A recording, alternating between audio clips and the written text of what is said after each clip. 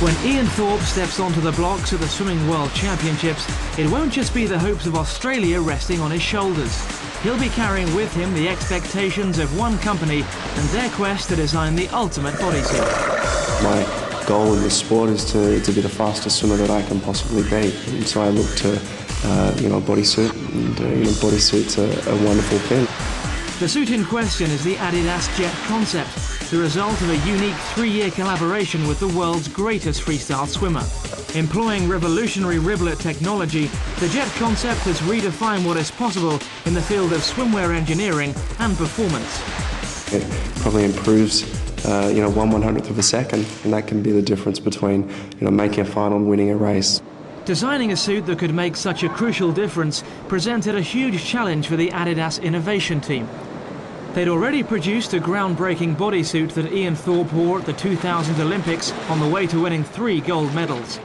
We were aware of some academic work looking at a drag pocket which exists on the back of the swimmer of up to 70 kilograms of effectively dead water. And our challenge there was to look at how we could possibly add something to the suit or modify the suit in order to try and reduce or change that drag pocket.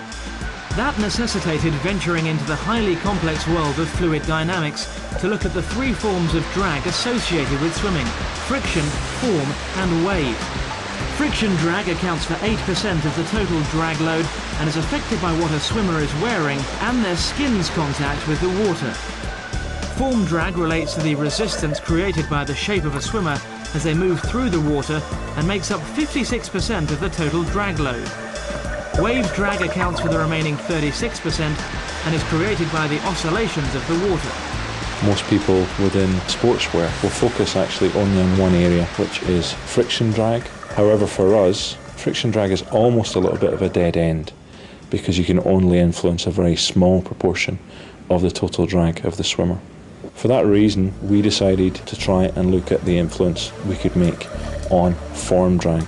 The idea of using riblets in a device to modify flow in the back of the swimmer was one of a number of ideas that we explored. The American company 3M had developed a tape, a riblet tape, which was applied to commercial aircraft to actually reduce fuel consumption. And we'd seen riblets used in high-performance yacht racing. From that, we moved this forward to swimming through a riblet device. Silicon proved an easy material of choice for the riblets because of its flexibility and strength. Moulding it into the right shape and size proved more difficult. We applied silicon from a computer-controlled nozzle. This, however, would not allow us to execute a small enough riblet, nor allow us to execute the perfect shape. So we then screen printed silicon onto the suit. However, that would not allow us to have the stretchability that we needed. So finally, we identified a technology called flow moulding, and this involves injecting the silicon material through the mould onto the fabric. This produced a perfectly sized riblet, flexible enough to cope with the immense demands placed on it in a competitive environment.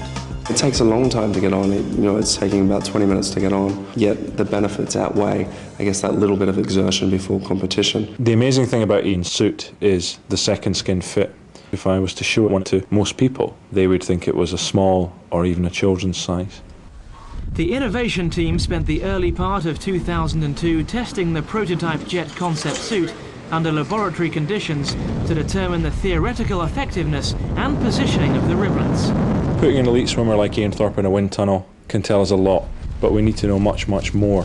And we can only learn more by putting Ian in a swimming pool and analysing his stroke and his swim very, very precisely. As part of the preparations for that, the suit was taken to Finland in July 2002 to be tested on elite swimmers by Ryan Hyland, Professor of Kinesiology at the University of Tallinn. Internationally renowned for his work with world-class athletes, he's devised a unique video-based monitoring system that can be used to analyse and improve swimming style and technique. Rain's video analysis allows us to look at the effectiveness of this product on real swimmers in a real environment. We're actually able to look at water flow over the swimmer's body, thereby allowing rapid visual comparison of the effects of different costumes. So once we'd done initial testing in Finland, we had the opportunity to test with Ian Thorpe. The tests in the Sydney Olympic pool produced the desired increase in performance, though not in the way everyone expected. Well, first time I put it on, I actually split it, so it was very encouraging to get me to swim a little bit faster to get out so that I wasn't so embarrassed. The concept behind it was extraordinary, so it was difficult to be able to get it right first time. But I felt like I was higher in the water. I felt a little bit smoother. I felt that there wasn't quite as much water on my back. Armed with this personal feedback and the scientific data, the team returned to Germany and spent the next 3 months making specific changes to the suit. The first one was to make sure that the silicone riblets were much more elastic. We have also repositioned the riblets based on Ian's feedback and Ian's physique to make sure that they're in the optimal position. When I think of all the challenges we've faced, the obstacles we've dealt with and the problems we've solved, it's very, very clear to our whole team that without Ian, we could not have reached the level we have with this suit. Ian Thorpe has already worn a prototype of the Jet concept suit at the Australian trials, but the real test will come when he puts on the finished article at the Barcelona World Championships. Expect me to swim well, expect me to swim fast, I hope, but just everyone remember whatever they think I can do, I'd like to think I can do a little bit more.